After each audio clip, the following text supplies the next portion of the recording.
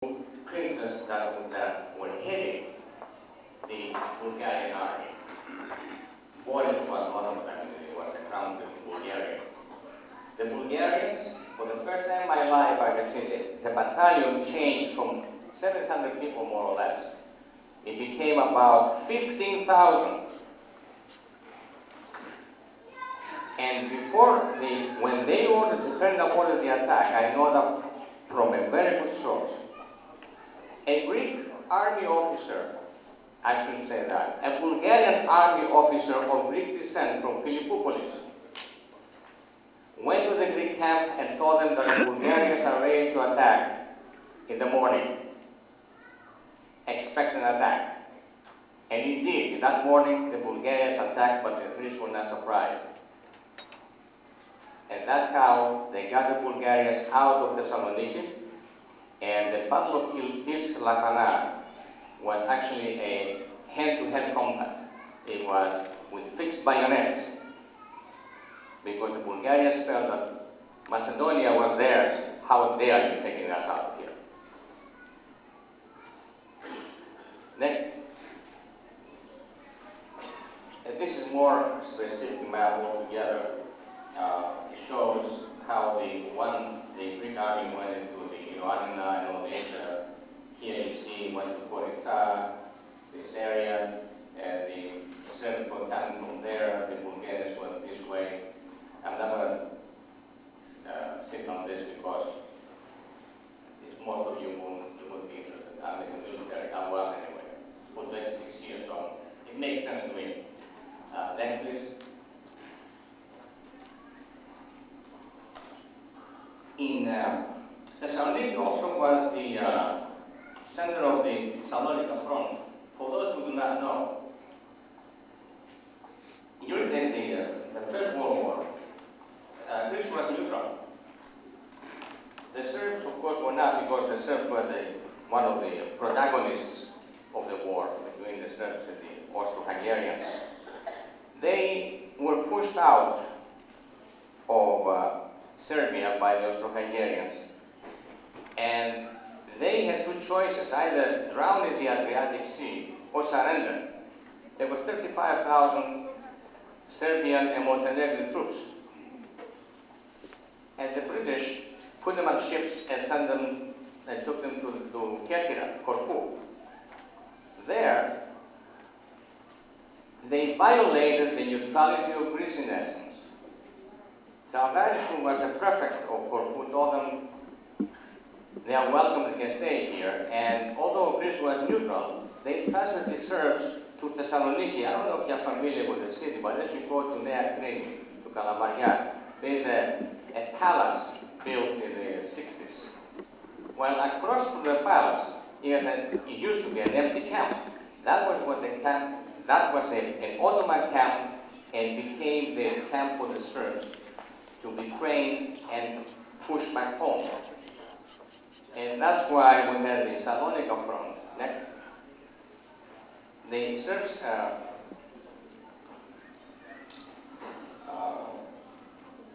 pushed with the French and the English mainly.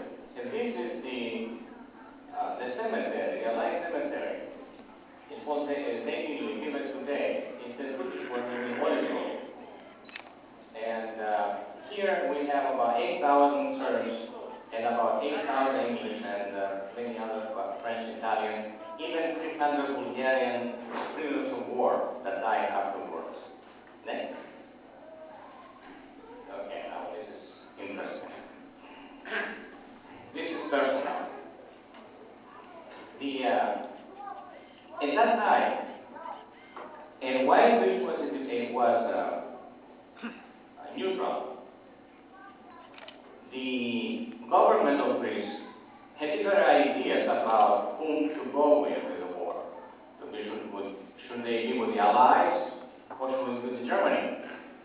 King Constantine thought that Germany should be the right place to go with. They said also no, the Allies. So there were two governments in this, one in Athens, one in Thessaloniki. And here, this is the villa of Ahmed Kapıcı. Kapıcı, by the way, in Turkish means porter, somebody who has something to do with gates, opening gates and closing gates. It was built in 1898. And the first Venizelos had his headquarters here. Later on became a high school. That's my high school. I know every single room in that place. It is a kitty corner from the church Elias, if you know the area. That's the high school. Today is a museum. The museum, yeah, the Bank of Greece or something like that. Yeah. Next, please. Well, at that time, a big fire took place in 1917. Although Thessaloniki had a few other problems with fires, like in 1890, 1898, 1910. That was devastating. It was August 18th of 1917. A big quarter of the city was burned from an unattended heat. And most of the people who suffered the consequences of that were Jews, for some reason. And the properties of the Jews were reduced for about $250,000 at that time. Those dollars to $25,000 of that time. And as you can see, the loss was extreme for the Jews. A number of churches were burned, and about the population at that time was 270,000. 1/4 of the population was homeless. Next. This is the aftermath. Next. Okay. Thessaloniki became the home for many refugees from Asia Minor, just like all Macedonia.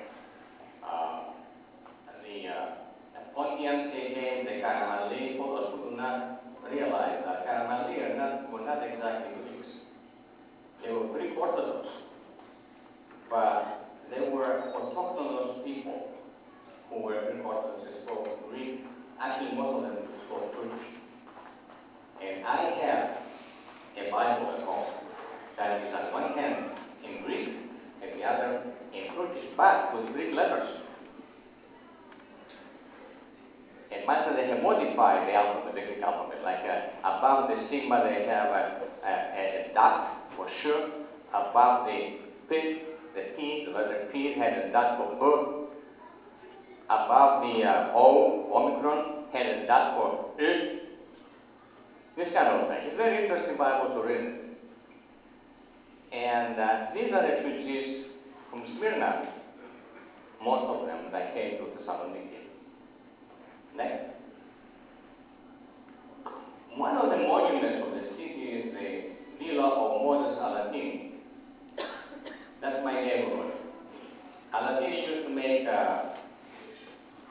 Flour. bread for the army for quite some time, and now they make cookies and this kind of things, goodies. Next. That's a picture of the city. I got it from a magazine illustrating Ellington or Sofia, February 1929, as you can see. This is the Scala, as he used to call it. You could go to buy fish back in the 50s. When I was little, my grandfather would go here to buy fresh fish about 6 in the morning, 4 or 5, this kind of thing. And that's the White Tower. Next. Well, October 28, 1940, the war came. The Italians, Grazia actually, the ambassador of Italy went to Medaxas and told him about 3 in the morning, 2:30 in the morning, that in Italy they wanted to become to be allowed to go to get certain strategic points of the country. Medaxas said no. So the war started. And I have it here, this from Elias, me 243, when Hector of the Trojans said, "Isionos Arisos, amines patris." That's exactly what was happening. Many people died, and my father was wounded just above the knee. My father used to play soccer with Elias in Aris, and that was the end for his career as a soccer player. There's no way he could play with a broken knee. He can hardly walk anyway. Next. During the occupation, Thessaloniki was bombarded by the Italians very heavily, and many people killed, maimed, buildings destroyed, and when the Italians capitulated, the Germans, naturally I shouldn't say that, even during the German occupation of Thessaloniki, about 56,000 Jews were gathered and sent to concentration camps, and actually it was 45,000 concentration camps and 11,000 to labor camps. Very few of them came back.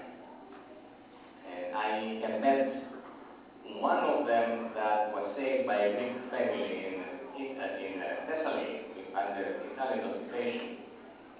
The little guy of theirs and I were friends. He was one year old, I was 1.5 when we met for the first time. We continued like that until the age of 9. His father was working for the postal service of Greece, was transferred to Thessaloniki. That time I was in Platia, I don't know if you know the area. Platia, Alexandria, Elias, otherwise. My father was working there. And this is a registration here of the Jews, the square of Aristotle. Here Aristoteles. Next, please. This is a Holocaust museum in memory of those. Many Germans, the Germans have destroyed many Jewish relics and graves, and only 803 graves exist with the Holocaust museum. It's a bad memory. Somebody asked me why don't I show anything about the Greeks. The Greeks were not killed, of course they were. But the Greeks have graves and Iroa, as we call it, everywhere in Greece, in Macedonia. The Jews never had one. And they decided to make one. Next, please. Now, why Thessaloniki? It's a strategic point. You can see from here is Sinai. Then you see the Suez Canal goes go by train from here, and then by train, and then a river to Central Europe, to the Danube River over here.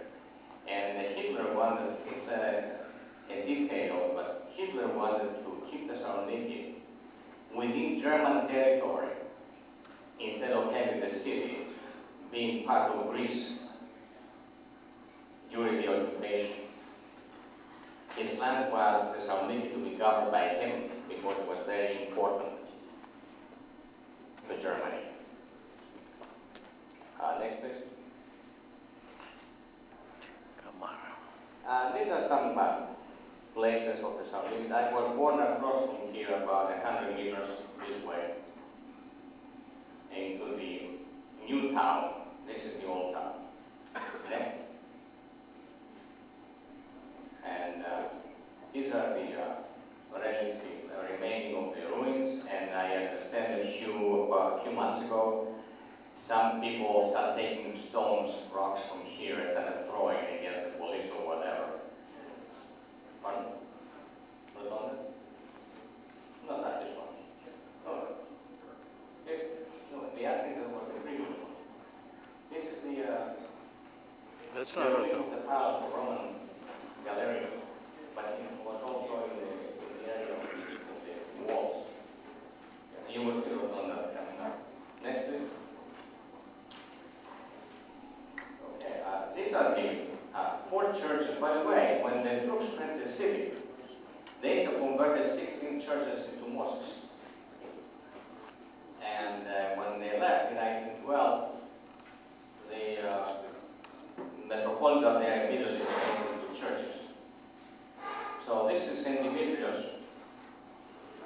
is Chalkeo, Panagia Chalkeo. This is Rotunda, St. George. No, sorry. This is Hagia Sophia. This is Panagia Chalkeo. If you know, Thessaloniki, Hagia Sophia is very low down into the ground. Next, please. And this is St. Gregory's Church, which is the metropolitan church of the metropolis of Thessaloniki. Right. Next, please. Well, it's Thessaloniki, as it is today. We have the Lefkos Pyrgos here.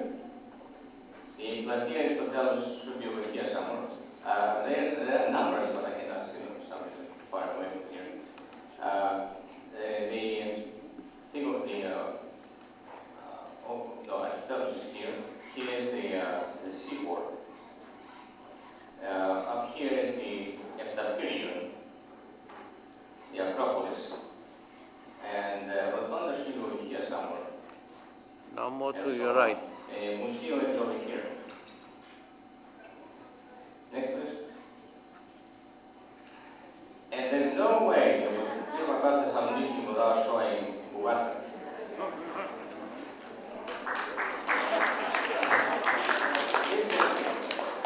I live in just north of Chicago, in Glenview, Illinois, about 20 miles north.